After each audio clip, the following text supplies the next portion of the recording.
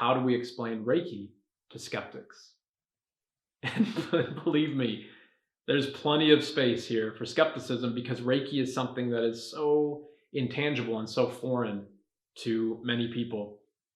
Indeed, many people in the West. I used to live in Hong Kong, and it always was bringing a smile to my face when you could just walk around Central, like downtown Hong Kong, or jump in a taxi or whatever, and you would just see people, hitting their meridians, or, slapping their back, or drinking herbal teas or whatever, because all of those things work on the idea of the movement of energy through the body.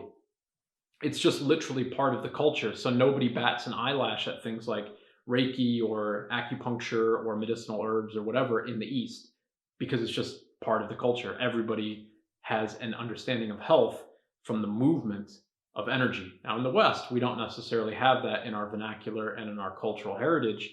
So obviously there's going to be a little bit more skepticism on it, right? So I hope in this video that I can give you some really clear, almost, and hopefully actually, unarguable positions as to why Reiki works, right? To the most ardent skeptics, okay? So first and foremost, we practice Reiki instinctively. We always have, we always will, right?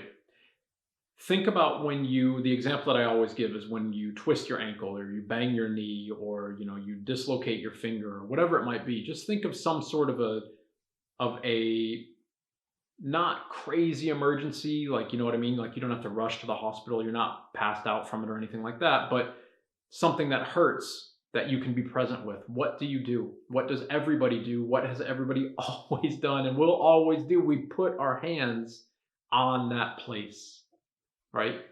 You twist your ankle, your hands go over the ankle. Why do we do that? Is that not Reiki? Indeed, that's Reiki, right? But why are we doing it? This is the million-dollar question. And the way that I explain it is like this. See, if my hands go over the site of trauma, let's say that I've just twisted my left ankle and I'm sitting down on the ground and I'm holding it. I close my eyes, most likely. I'm most likely breathing slowly.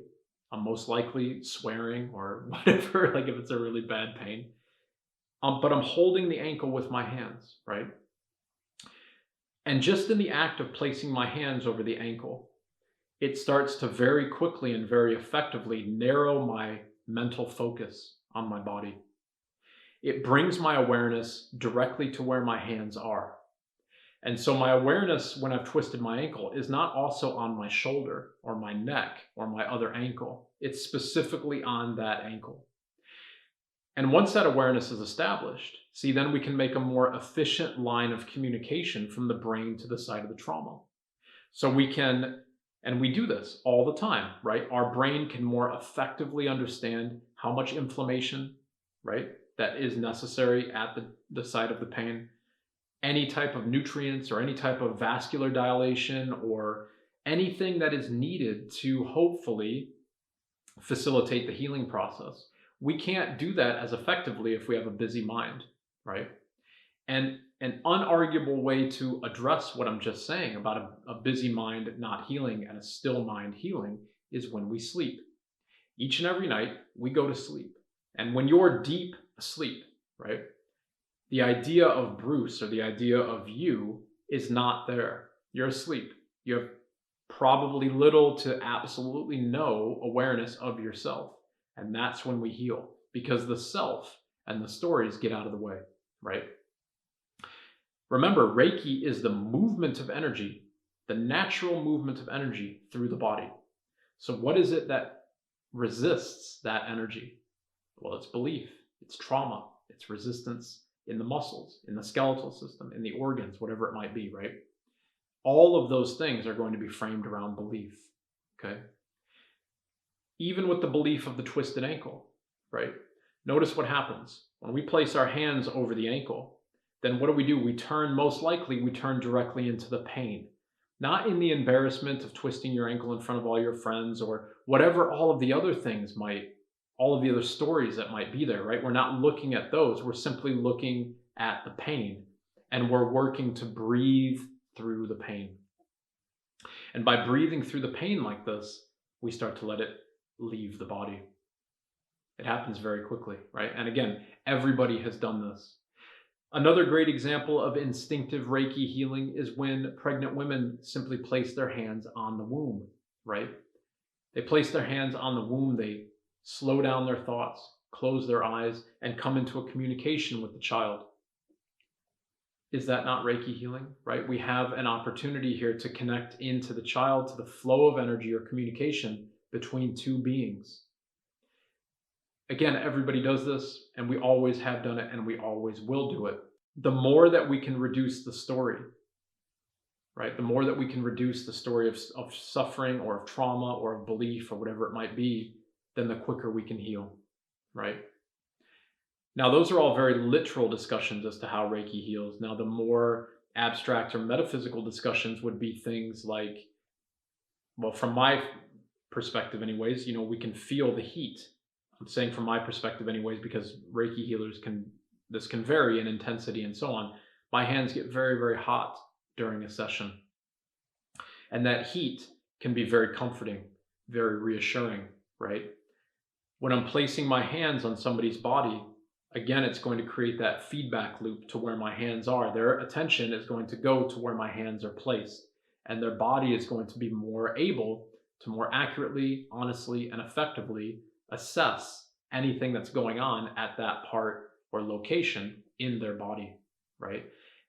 And why I'm saying that my hands are going to be comforting is because the assessment of what's going on for that person in that spot or in that part of their body might not be a very comfortable thing to look at. It might be a trauma. It might be a belief about the self, right? It might be their own darkness.